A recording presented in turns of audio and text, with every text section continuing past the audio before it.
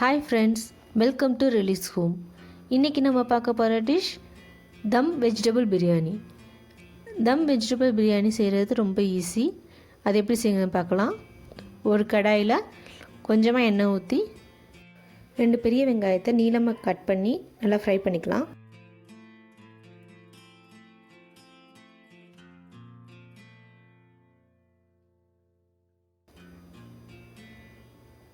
இந்த வெங்காயம் நல்லா ஃப்ரை ஆகணும். கோல்டன் ப்ரௌனில் ஆகிற வரைக்கும் நம்ம நல்லா ஃப்ரை பண்ணணும்.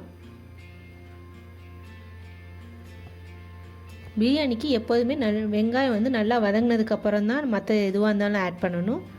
வெங்காயம் வதங்காமல் ஆட் பண்ணோம்னா கொஞ்சம் இனிக்கிற மாதிரி இருக்கும்.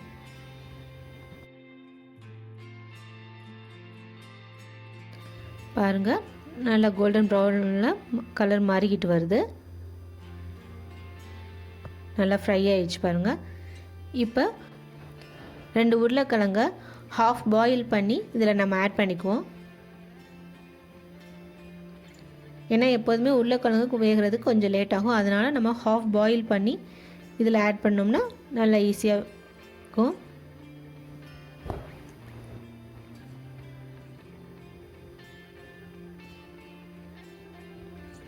பாருங்கள், எல்லாம் ஒன்றோட ஒன்று நல்லா மிக்ஸ் ஆகிக்குது.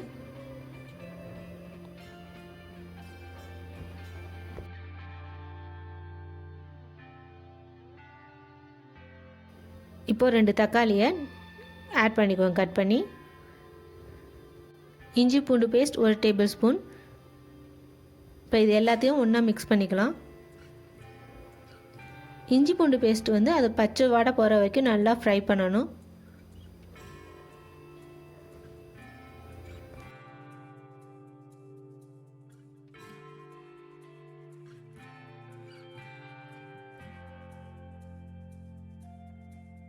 எல்லாத்தையும் நல்லா மிக்ஸ் பண்ணதுக்கப்புறம் இந்த மாதிரி லைட்டாக மூடி வச்சு வேக வைக்கலாம்.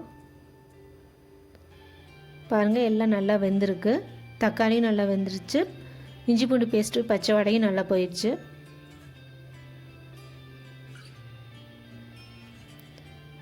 ஹாஃப் கப் பட்டாணி இதில் நான் ஆட் பண்ணிக்கிறேன்.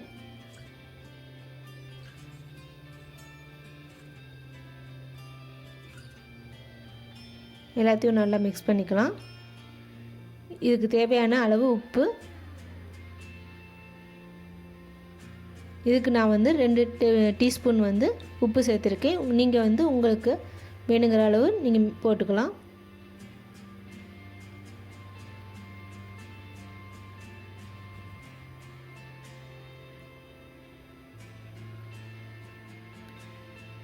இப்போ இதை எல்லாம் ஒன்றா வேகிறதுக்கு ஒரு 5 மினிட்ஸ் மூடி வச்சு வேக வைப்போம்.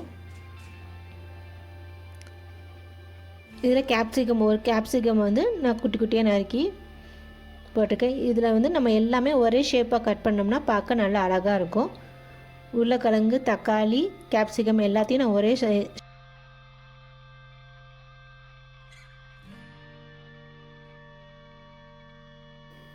உப்பு அதில் நல்லா சாறுற வரைக்கும் நல்லா கொஞ்சம் வேக வைக்கலாம்.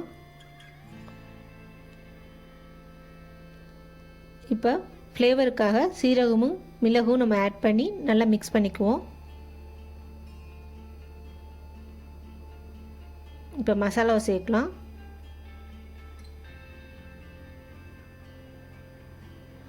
மிளகாய்த்தூள் 1 tablespoon.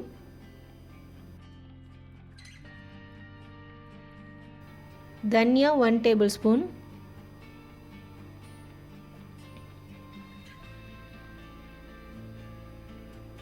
Garam masala 1 tablespoon.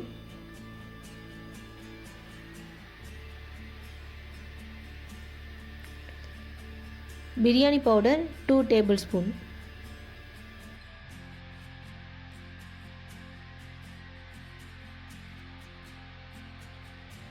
இப்போ இது எல்லாத்தையும் ஒன்றா மிக்ஸ் பண்ணிக்கலாம். மிக்ஸ் பண்ணி அந்த ரா ஸ்மெல் போகிற வரைக்கும் நல்லா ஃப்ரை பண்ணணும்.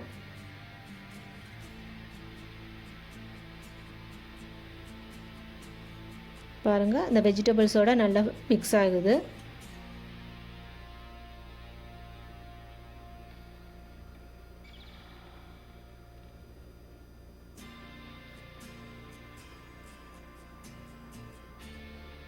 நம்ம எது செஞ்சாலும் ஒன்றோட ஒன்று இந்த மசாலாவில் ராஸ்மல் போகிற வரைக்கும் நல்லா வேக வைக்கணும். அதனால் கொஞ்சம் மூடி வச்சு ஒரு 5 மினிட்ஸ் வேக வைப்போம். 5 மினிட்ஸ்க்கு அப்புறம் நான் பாருங்கள், இது நல்லாயிருக்கு. இதை வந்து வெறும் சப்பாத்தியோடு கூட இதை சாப்பிட்டுக்கலாம், நல்லாயிருக்கும். இல்லாட்டி சாதத்துக்கு வெஞ்சனமாகவும் வச்சா யூஸ் பண்ணிக்கலாம்.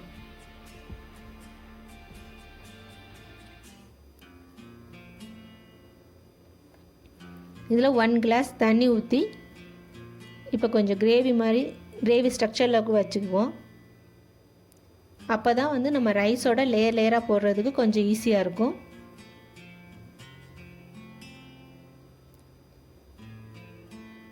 இதை சப்பாத்தியோடு சாப்பிட்டா செம்ம டேஸ்ட்டாக இருக்கும்.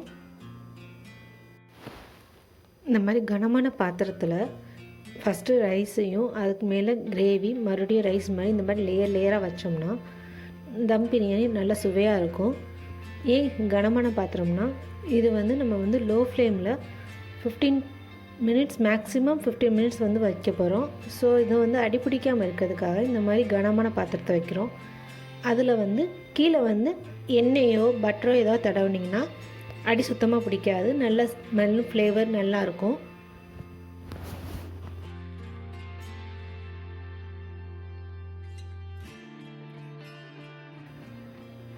தம் பிரியாணிக்குனே ஒரு ஸ்மெல் இருக்குது, ஒரு டேஸ்ட் இருக்குது, செமையாக இருக்கும்.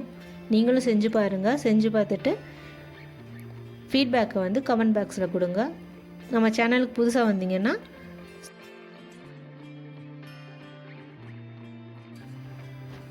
இந்த மாதிரி லேயராக வச்சோன்னா மேலே வந்து ஃப்ளேவருக்காக பச்சை மிளகா வந்து நம்ம கிரேவியோடு ஃப்ரை பண்ணலாம். ஆனால் வந்து அந்த டேஸ்ட்டு வந்து கொஞ்சம் டிஃப்ரெண்ட்டாக இருக்கும். இதை நீங்கள் ட்ரை பண்ணி பாருங்கள். மேலே இந்த மாதிரி பச்சை மிளகாவை வந்து கட் பண்ணி வச்சுட்டு லாஸ்ட் லேயர் மேலே வந்து இந்த மாதிரி பச்சை மிளகாவை கட் பண்ணி வச்சுருக்கோங்க. பிரியாணி பொடி வந்து மேலே லைட்டாக தூவிடுவோம்.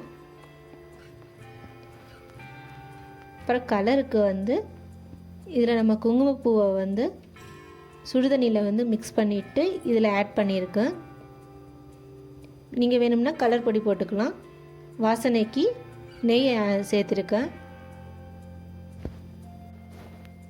இதுக்கு வந்து சும்மா சாதா மூடி ஏதாவது மூடிக்கலாம். அது குக்கர் மூடி வைக்கணும் தேவையில்லை. இந்த மாதிரி மூடி லோ ஃப்ளேமில் மேக்ஸிமம் 50 மினிட்ஸ் வச்சா போதும், ரொம்ப வைக்கக்கூடாது. பாருங்கள், 50 மினிட்ஸ் ஆச்சு. நல்லா ஸ்மெல்லாகவும் இருக்குது, கலரும் அதில் நல்லா மிக்ஸ் ஆகிருக்கு. பாருங்கள், சுவையான தம் பிரியாணி தயாராகிடுச்சா? இதை நம்ம பவுலில் சர்வ் பண்ணிக்கலாம்.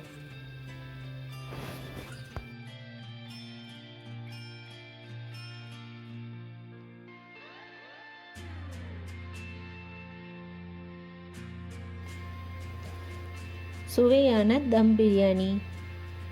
நன்றி, வணக்கம்.